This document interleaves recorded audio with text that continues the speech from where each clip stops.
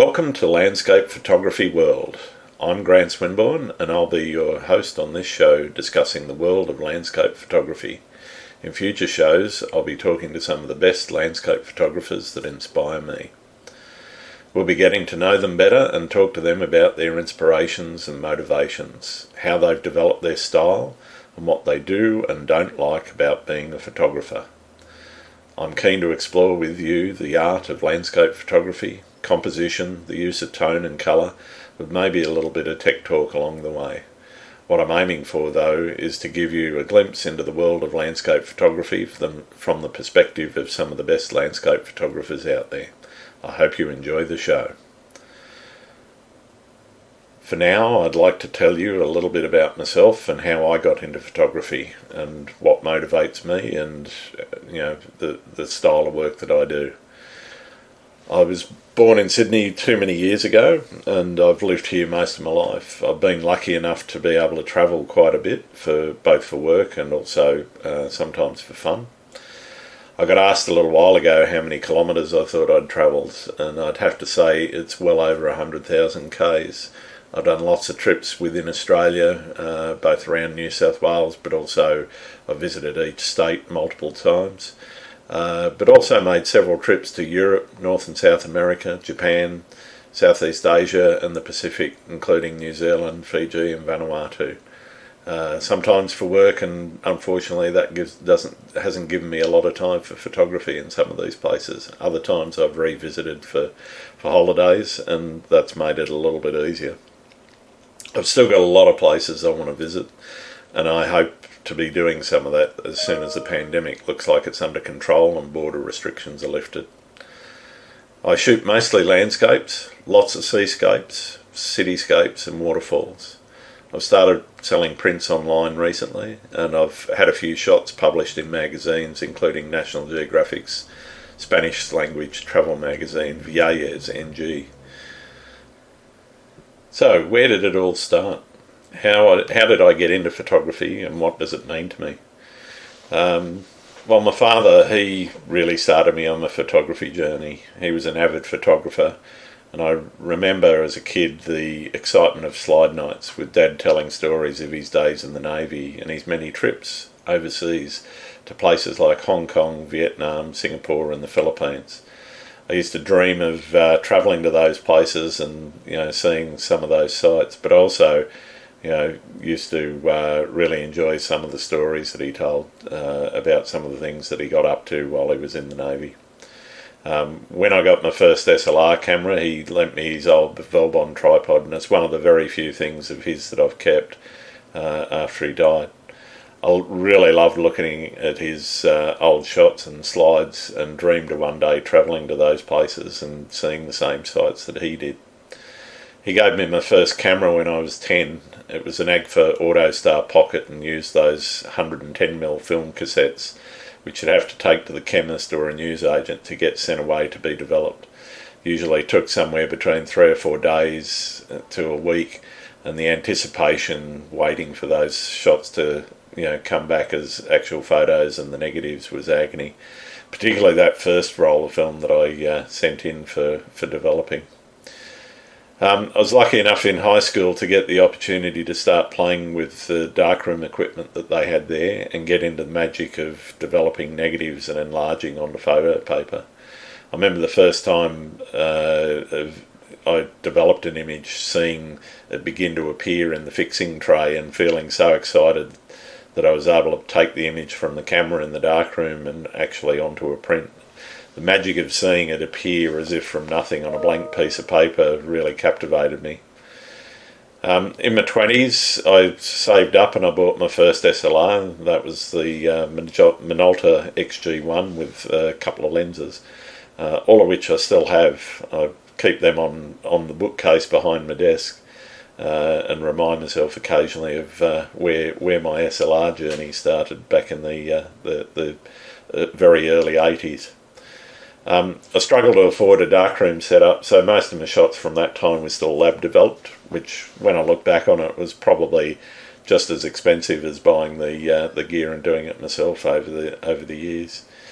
I did do a little bit of development of negatives using a development tank and a darkroom bag, which you'd wrap around the tank and keep things nice and dark. But I didn't go much past that, as it was an expensive proposition to get into. Then the digital age came along a few years later. By that time I'd started a career and gotten married and had kids, so buying anything other than point and shoots was never really a priority for me. I still like playing around with editing a bit, and started to get into the early stages of Photoshop and GIMP and a few other tools. After a few years though, I took the plunge and bought my first DSLR. It wasn't anything flash. It was a Canon 500D with a couple of kit lenses. Gradually the appetite for improving on what I could do and the gear that I had, after starting to stretch some of the limitations of it, that became too much, and I progressed to better bodies and lenses over the years, and I've finally landed on the current setup, which is a 6D, based around a 6D Mark II. I chose that largely because it had a number of features which I've found really useful, including the wireless capability, where I can connect my phone via Wi-Fi to the camera and remote control it and be able to review and see the images directly on my phone. I find that really useful, particularly when I'm out doing long exposures or seascapes, where I can sort of set things up and stand back a little bit and watch the scene while I'm taking a very long exposure. I've worked with mostly Canon bodies and lenses, Nissi filters, and Surui. I've got a Surui carbon fibre tripod at the moment. I usually shoot wide using the 16 to 35 f2.8L lens, but I also like doing long range landscapes using the 70 to 200 f2.8L. I haven't made the switch to mirrorless yet, but I'm keeping a close eye on developments and might be looking to switch in the next 12 months or so. So far I'm getting great value out of the 6D, and I'm not quite ready to part with it. I know how it works, I know what I'm doing with it, and yeah, there might be some cute features on some of the R's or some of the other mirrorless formats that are out there, but as I say, I'm enjoying what I've got now. Gear to me isn't the most important thing, though. Having good gear and good glass, the better the lens, the better the end product. It's really about, for me, how you actually compose a shot and pull it together, and then what your creative vision is once you actually get it into post-processing, etc. Alongside collecting better gear came a lot of time spent learning how to shoot and edit better. I'm still learning a lot and really enjoying seeing the growth in my work from the early days. In some ways I'd wish I'd got into it sooner than I had, but it is what it is, and I'm definitely enjoying where photography has taken me in the past few years. I joined a few sites and forums. There's a really good forum of Australian photographers which taught me a load of tips and tricks to improve on what I was doing, what to look out for in compositions, etc. And I find learning by watching and listening to what others are doing really works for me. And I started to sort of subscribe to a lot of YouTube channels like Flern and F64 and a few other landscape photography channels. But other than my early high school education, I'm mostly self-taught when it comes to learning the craft. Learning what other people are doing, seeing what works for me, experimenting. And for me, that's a big part of why I do what I do. I like the experimentation. I like looking at things a little bit differently and trying to work out new and different ways of getting results. So why landscape photography? I guess mainly because I'm a fairly major introvert. I've always been happiest with my own company. I'm not saying I don't enjoy spending time with friends, and I've had some great time shooting with mates and other people I've met along the way, but I get a real charge from the time I can spend inside my own head working a composition, trying different angles, and then working my settings to nail what I'm feeling from the shoot. The thought of dealing with people and doing portraits, telling them how to sit and hold their heads, etc., to be honest, just leaves me feeling really exhausted. I'm not into it, and it's probably not something that I have shot people in portraits, mostly family and friends and so forth, but for me it doesn't give me the same joy that standing knee deep in a wave or a stream, capturing great light with flowing water and a bit of, a nice sunset with some cloud. That to me is pure bliss. I love long exposures and I love interesting light, and that just feeds a beast inside me. And whether it's a banger of a sunrise or sunset, I know that I can usually make something interesting to me at least, and hopefully others might like it as well.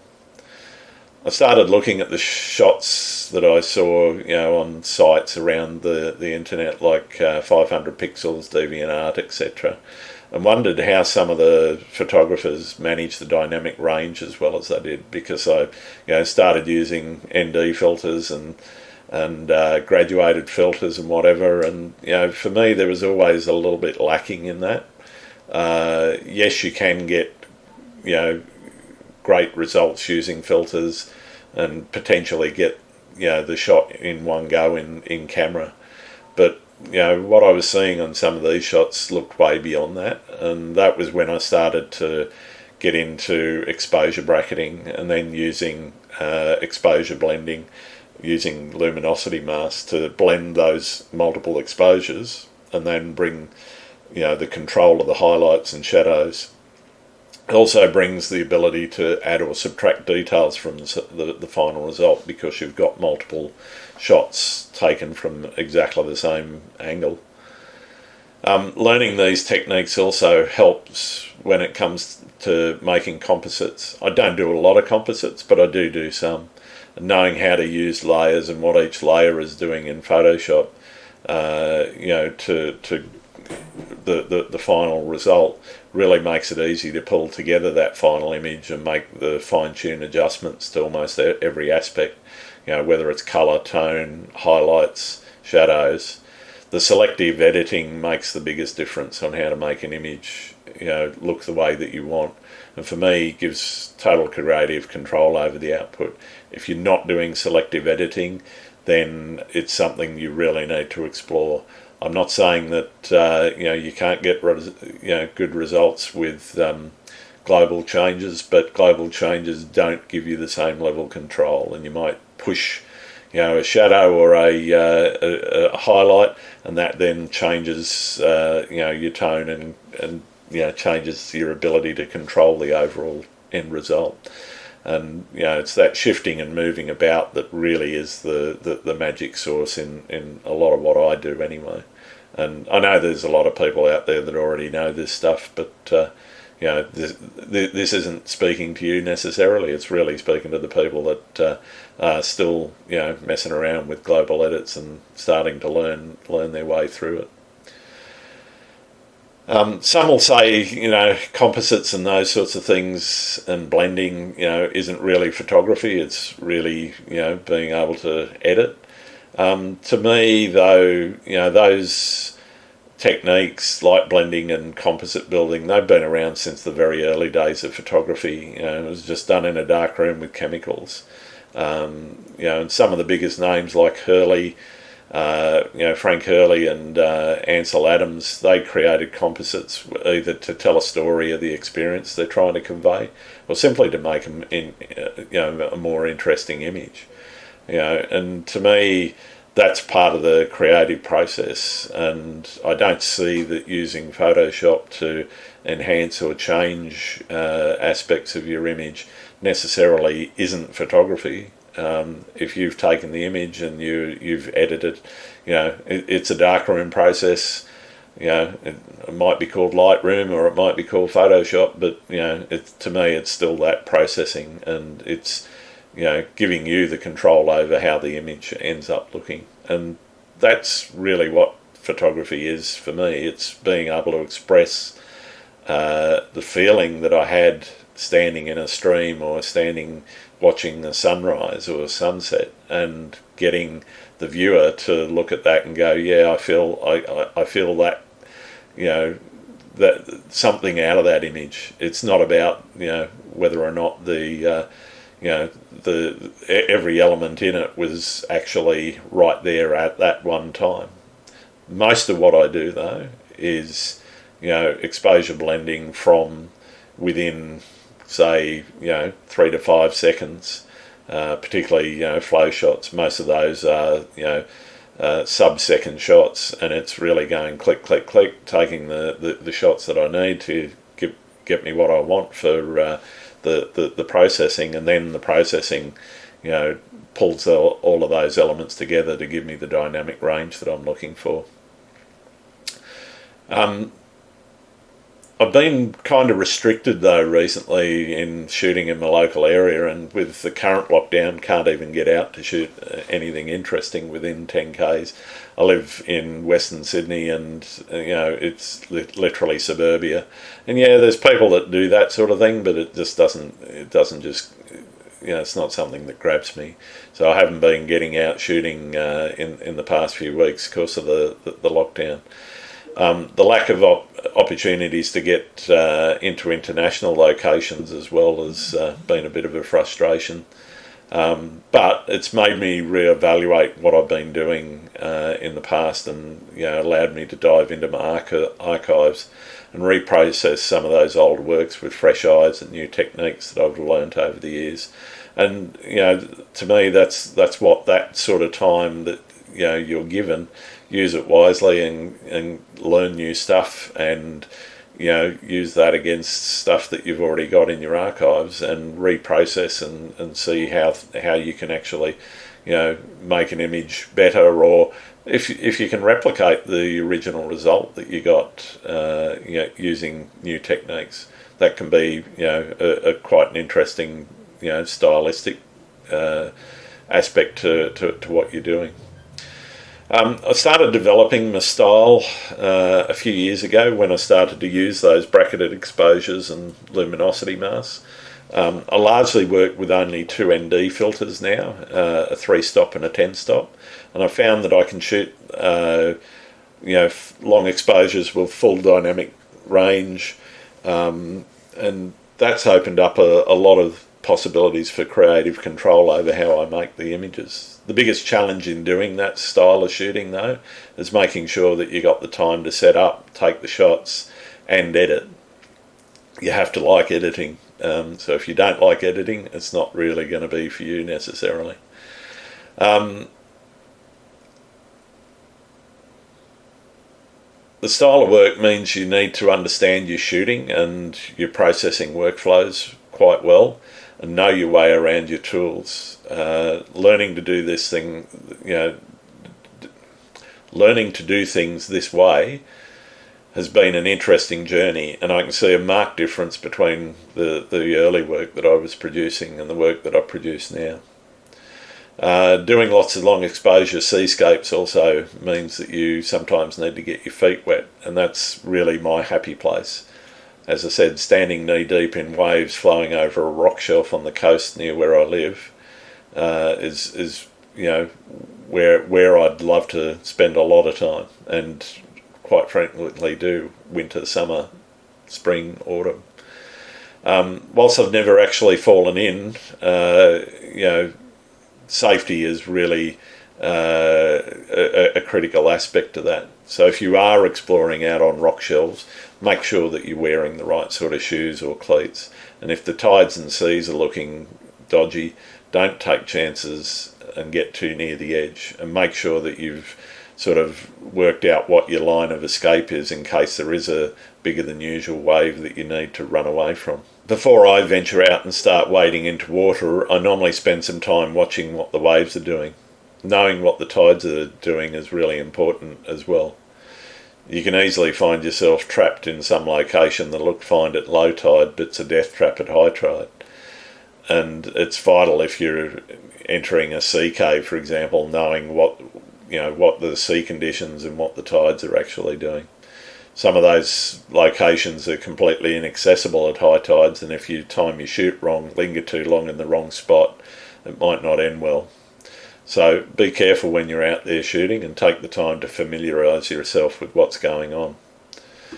I remember, though, whilst I haven't fallen in or haven't, injured myself or,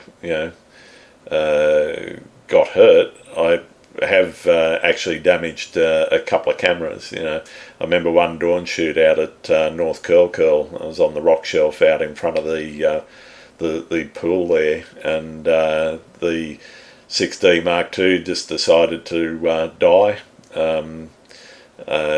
Only seemed to have gotten a light splash from a wave, which honestly came across the shelf at ankle height. But it splashed up off the lip of a rock and splashed over the top of the camera a little. What I didn't realise though was that repeated soakings had actually over the past couple of years had actually started to corrode some of the parts inside, because when I took it to get it repaired, they had to replace a couple of the boards and make sure that the weather sealing, etc., was back in place. Luckily, it didn't take too long, cost a bit, but managed to get the repair done fairly quickly, and I was back out shooting again. I guess that tuning into things like tides and seasons and so forth, that's something that photography has really brought to me over the years. And I've kind of started to work out how to read conditions, particularly in my local area.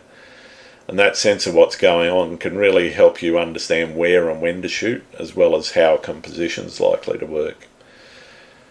It's no good turning up at a place, that's great at high tide when the tide's low, and vice versa.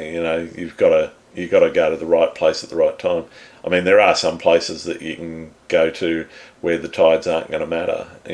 It's also not worth turning up to a waterfall in the middle of a drought. You really kind of need to be there, not necessarily while it's raining, but very soon after rain. Some of those waterfalls that I shoot, they don't flow a lot unless there is some rain. So you got to understand what the weather's doing. And so, if the clouds and the sunrise, etc., look like they're going to be in the right spot, then I might go to a beach. But I might also choose that same day, if it's looking really cloudy and murky, and you're not going to get a great sunrise or sunset, then head out to a waterfall somewhere and take shots there, because that low light, the even light that you get through clouds, etc., that flat light really can help when you're shooting things like waterfalls. So understanding your conditions is absolutely vital. I find it something that I now look at those predictions on things like clear outside and windy and so forth.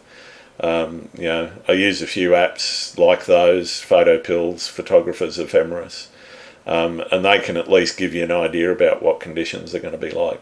The tides are always going to be fairly accurate, but you're still not sure what you're going to get with waves. So the predictions that you get in there, whilst they might not be precise because they are forecasts and predictions, they're a pretty good tool to give you an idea about whether or not shooting a sunrise or a particular location is going to be worthwhile.